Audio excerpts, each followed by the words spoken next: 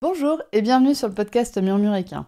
Moi c'est Audrey et tous les vendredis, je vous partage un maximum d'informations et de pistes de réflexion sur des sujets autour de la santé et du bien-être, autant équin qu'humain. L'objectif de ce podcast est de vous apporter de la sérénité et de la sécurité dans votre couple cheval-cavalier en vous permettant de gagner en compréhension du monde équin sans jugement, mais surtout avec une bonne dose d'humour, de bonne humeur, de passion et d'ouverture d'esprit. Bonne écoute! Bonjour à toutes et bienvenue dans ce nouvel épisode de podcast au titre on peut difficilement plus putaclic, mais aussi parfait pour le référencement du podcast dans les moteurs de recherche. Si j'ai choisi ce titre Biomécanique is the new ethology, c'est déjà pour rigoler, quand même un petit coup, mais aussi parce que c'est en fait à moitié vrai. Aujourd'hui, pour être à la mode avec son cheval, il faut travailler de manière biomécanique. Et c'est ce dont j'ai envie de te parler aujourd'hui, les effets de mode dans le bien-être équin. J'ai envie de t'amener à réfléchir sur certaines de nos actions en lien avec le bien-être équin et avec l'équitation. Donc si tu es prête à démonter quelques effets de mode du bien-être équin avec moi, c'est parti! Pour commencer cet épisode, on va d'abord un peu définir qu'est-ce que c'est qu'un effet de mode. Un effet de mode, c'est un biais cognitif. C'est-à-dire que c'est une manière de penser que notre cerveau prend d'instinct, sans même qu'on ait à y réfléchir, mais cette manière de penser n'est pas forcément vraie. Un effet de mode, ça décrit la tendance des gens à suivre l'exemple d'autres personnes sans prêter attention à leurs propres opinions. Donc en fait, par un biais cognitif, donc ça veut dire que le cerveau va se court-circuiter tout seul, va court-circuiter sa manière de penser, sa réflexion, ses opinions, son histoire, pour faire quelque chose rapidement. On observe cet effet de mode aussi bien dans les élections politiques que dans les études de marché ou dans le milieu d'équitation. L'effet de mode a pour effet d'accroître encore plus la popularité d'une opinion qui est déjà populaire. Et donc, pourquoi est-ce que l'effet de mode, ça fonctionne ? Eh bien, parce que notre cerveau a déjà bien assez d'autres choses à gérer dans notre vie et que nous sommes des animaux sociaux qui trouvons notre survie dans le fait de suivre le troupeau. Oui, un peu comme les poneys. L'effet de mode nous permet donc de moins réfléchir, d'utiliser du coup moins de ressources physiques et de ressources intellectuelles du coup, donc d'utiliser moins de ressources physiques et donc de mieux survivre, déjà physiquement, vu qu'on dépense moins d'énergie pour réfléchir, et en plus nous permet de mieux survivre parce qu'on est inclus dans un groupe social et qu'on a besoin d'avoir ce groupe social pour survivre parce qu'un humain tout seul en général, ne survit pas très bien dans la nature. Et donc, l'effet de mode est issu de milliers d'années d'évolution qui nous ont amenés à survivre, qui nous ont amenés à ne moins réfléchir, à réfléchir comme un groupe pour être acceptés et aussi pour économiser des ressources physiques. L'effet de mode trouve deux origines du coup. La volonté de se rattacher à un groupe, avant même de connaître ce groupe en fait, pour justement rentrer dans le groupe en question. Je sais, ça fait beaucoup de fois le mot groupe, mais désolé, j'ai pas trouvé comment faire autrement. Et donc du coup, on va se rattacher à ce groupe pour en faire partie, et donc pour rentrer dedans, avant même de connaître vraiment tous les détails du groupe social dans lequel on veut se mettre.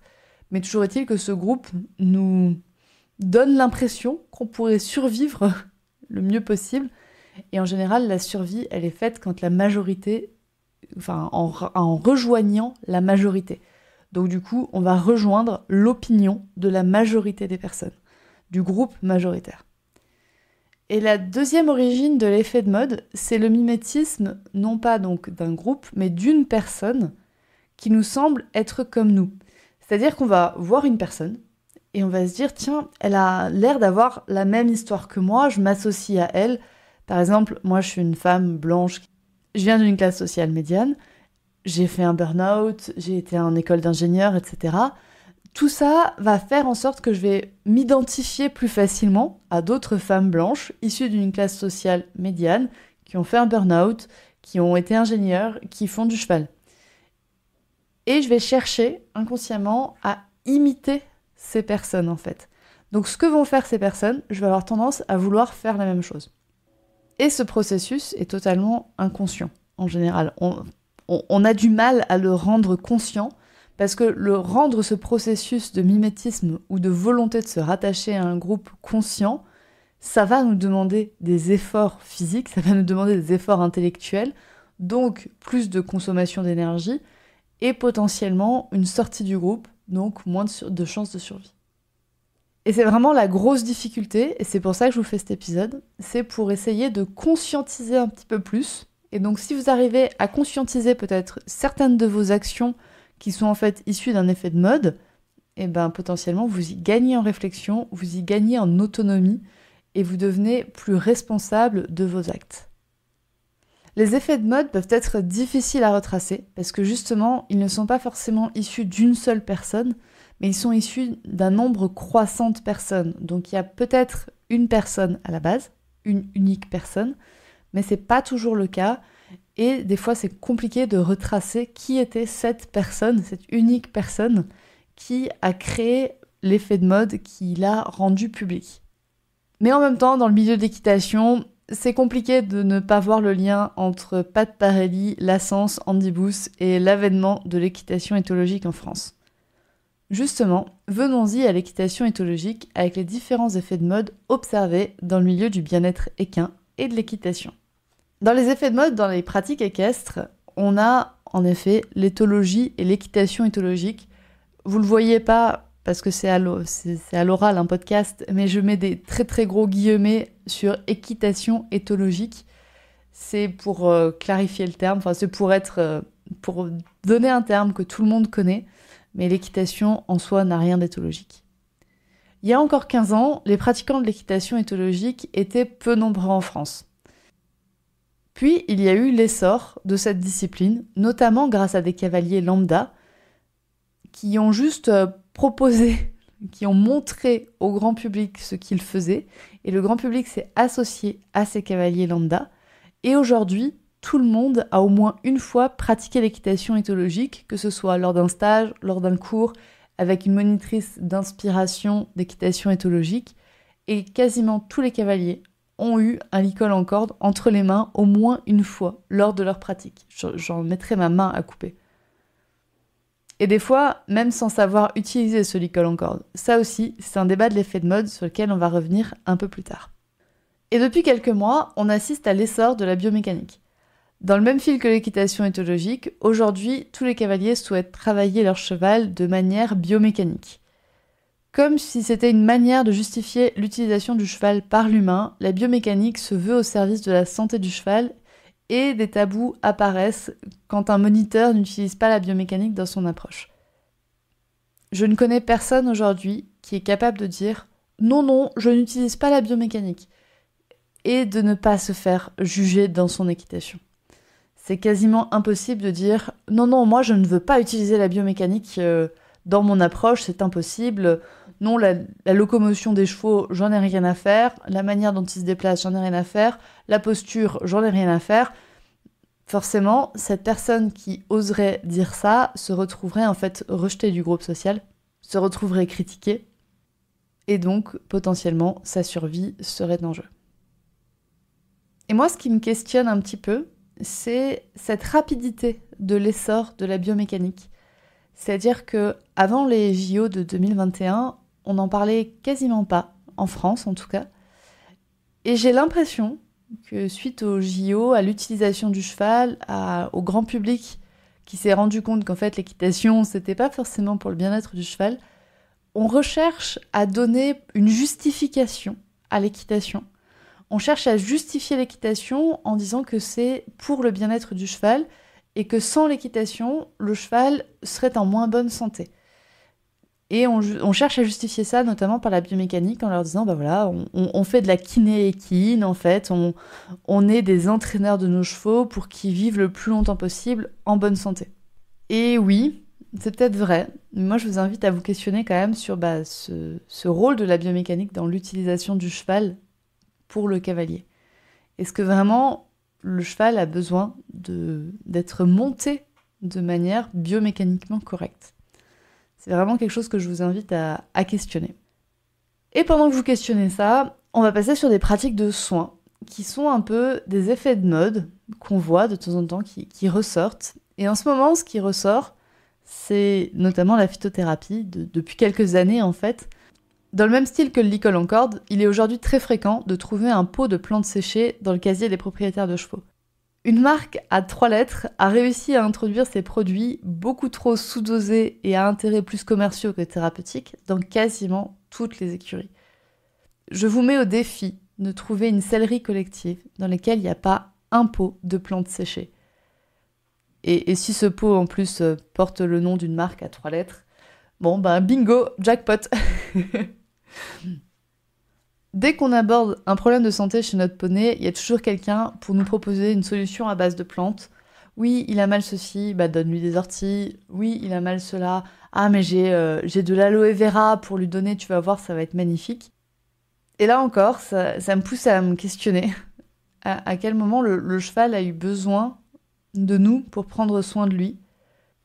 Est-ce que ces plantes en pot sont vraiment efficaces?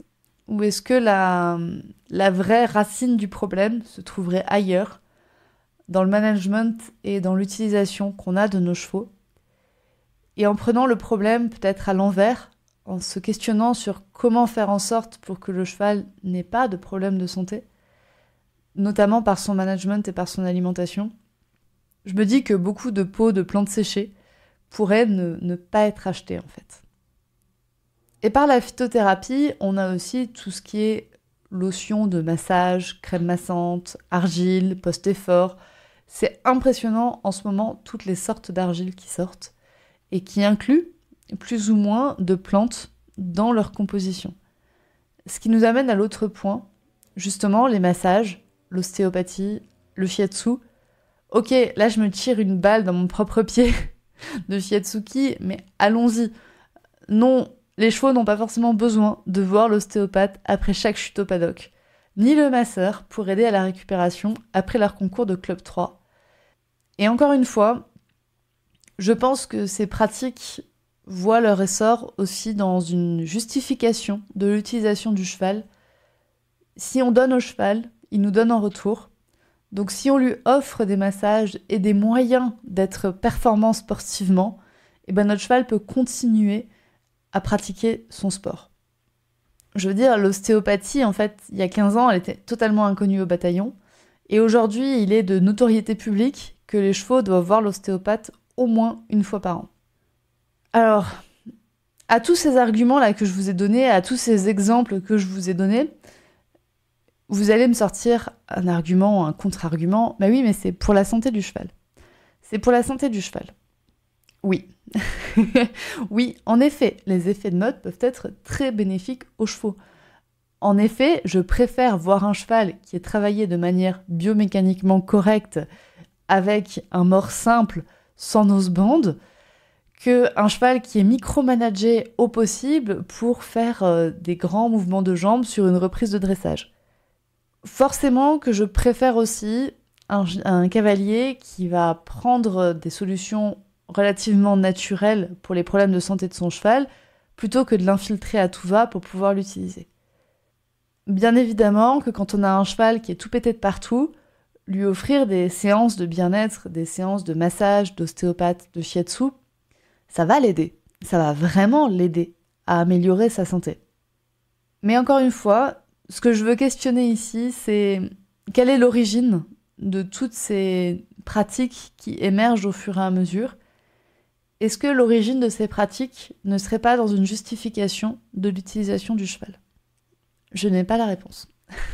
Je n'ai pas la réponse. Et est-ce qu'en fait, on n'est pas en train de se justifier nous-mêmes? Est-ce qu'on n'est pas en train de se donner des bonnes raisons de continuer de monter à cheval? Et est-ce qu'on n'est pas en train de prendre le problème à l'envers en soignant nos chevaux plutôt qu'en faisant de la prévention? Je ne sais pas. Je ne sais pas. Je vous laisse décider. Tout le but de ce podcast, c'est de vous amener à réfléchir sur certains effets de mode. À vous demander chez vous d'où c'est qu'ils viennent. Est-ce que vous cherchez à le faire parce que vous avez l'impression que tout le monde le fait et vous voulez être accepté dans un groupe? Est-ce que vous avez vu un influenceur le faire, donc vous avez envie de le faire? Je n'ai aucune bonne réponse. C'est à vous de trouver votre bonne réponse. Je voudrais aussi attirer votre attention sur le fait que les effets de mode peuvent être très bénéfiques pour les chevaux mais peuvent aussi être parfois délétères aux cavaliers qui se sentent dans l'obligation de faire comme tout le monde pour rester socialement acceptés. Et mon questionnement personnel, il est surtout sur la vitesse de propagation des effets de mode et sur la vitesse de changement des effets de mode. Si un effet de mode est bénéfique pour le cheval, comme la biomécanique, le consentement, l'ostéopathie ou le calcul de ration, en effet, pourquoi s'en priver ? Et pourquoi ne pas le mettre en place tout de suite ? Et c'est un peu cette hyper-instantanéité des résultats désirés sur lequel je voudrais attirer votre attention. Notre société nous pousse à tout vouloir tout de suite, le plus rapidement possible, et de mettre en place plein de choses de manière les plus rapide possible. Sauf que cette vitesse de mise en application pousse des fois à la faute. Comme lorsque, après une courte formation, des élèves s'affichent comme spécialistes d'une discipline ou d'une autre, sans avoir vraiment éprouvé leurs apprentissages par la pratique. La vitesse qui est demandée aux cavaliers pour suivre les effets de mode et pour rester socialement acceptés crée aussi des erreurs chez ces cavaliers. Et je pense notamment à des erreurs financières. Par exemple, de prendre un coach plus cher, de faire plus de stages, de faire plus de formations, d'acheter plus de plantes en pot, d'acheter plus de lotions de massage. Et ces erreurs financières, elles peuvent avoir un impact sur le bien-être global de l'animal si les choix de payer un service ou un produit se font au détriment de paiements nécessaires à l'animal. Je pense notamment à son alimentation, aux soins vétérinaires, aux soins des pieds. Et ces erreurs financières peuvent aussi se faire au détriment de la santé mentale du cavalier. Le cavalier peut se retrouver noyé en fait sous une pression constante de mieux faire pour son cheval. C'est quelque chose sur lequel je vous amène à réfléchir depuis plusieurs épisodes de podcast, mais je vous amène vraiment à réfléchir à votre santé mentale, à votre santé physique de cavalier. Et des fois, ça fait du bien de ralentir, de poser des bases au fur et à mesure, de prendre le temps de poser, d'expérimenter justement ces bases, et puis d'augmenter les difficultés, chacun à son rythme. Pour poser ces bases, pour moi, ce qu'il faut prendre en compte, c'est le cheval. C'est le cheval et vous, et votre couple. Qu'est-ce que vous êtes capable de mettre en place et qu'est-ce que votre cheval a besoin que vous mettiez en place ? Est-ce que votre cheval est en effet un cheval qui est tout pété d'arthrose tout partout et qui aura peut-être en effet besoin de plus de massage ou de plus de soins physiques qu'un autre ? Est-ce que votre cheval est un jeune qui a en fait besoin que vous preniez le temps de vous muscler d'abord et de le muscler lui avant de monter dessus? Tout ça, c'est à voir selon votre cas précis. Dans tous les cas, mon conseil, c'est de commencer par la base. Et la base, elle se définit selon vos critères, selon les critères de votre cheval. Et ensuite, on augmente les critères de difficulté au fur et à mesure. Et on augmente jusqu'à un certain seuil. Et encore une fois, ce seuil, c'est à vous et à votre cheval de déterminer à quel moment on est sur du mieux et à quel moment on est sur du bien. Et des fois, le mieux est l'ennemi du bien. Autant pour vous que pour votre cheval, que pour votre portefeuille. On arrive sur la fin de cet épisode. J'espère qu'il vous aura plu. J'espère qu'il vous aura questionné sur la manière dont vous pensez, sur la raison pour laquelle vous faites certains choix pour votre cheval. Si grâce à cet épisode, vous observez plus votre manière de penser et votre manière de faire des choix, et que vous faites ces choix de manière plus éclairée et plus consciente, même si ça va coûter de l'énergie à votre cerveau, je pense que j'aurai tout gagné grâce à cet épisode de podcast. N'hésitez pas à me dire quels effets de mode vous observez, sur Instagram notamment, sur le compte @murmure.animal.shiatsu. Je serai vraiment ravie de partager avec vous sur les effets de mode que vous observez. Je vous dis donc à très bientôt sur Instagram et à la semaine prochaine pour un prochain épisode. Bonne journée! Et voilà, c'est la fin de cet épisode du podcast Murmure Équin. J'espère que cet épisode vous a plu. Si c'est le cas, n'hésitez pas à venir me le dire sur Instagram ou par mail. Vous pouvez aussi partager l'épisode à une personne qui veut en apprendre plus sur les chevaux. Et si vous avez envie de soutenir un média qui a comme ambition de propager le savoir au plus grand nombre et ainsi d'améliorer la vie de nos compagnons à crinière, vous pouvez le faire dès aujourd'hui en faisant un don sur le compte Tipeee du podcast Murmure Équin. Je vous laisse donc le lien de mon compte Tipeee dans la description de cet épisode et je vous remercie au plus profond de mon cœur si vous m'aidez dans le projet fou de ce podcast qui est de rendre le savoir équin toujours plus accessible pour tout le monde. On se retrouve vendredi prochain pour un nouvel épisode. À bientôt!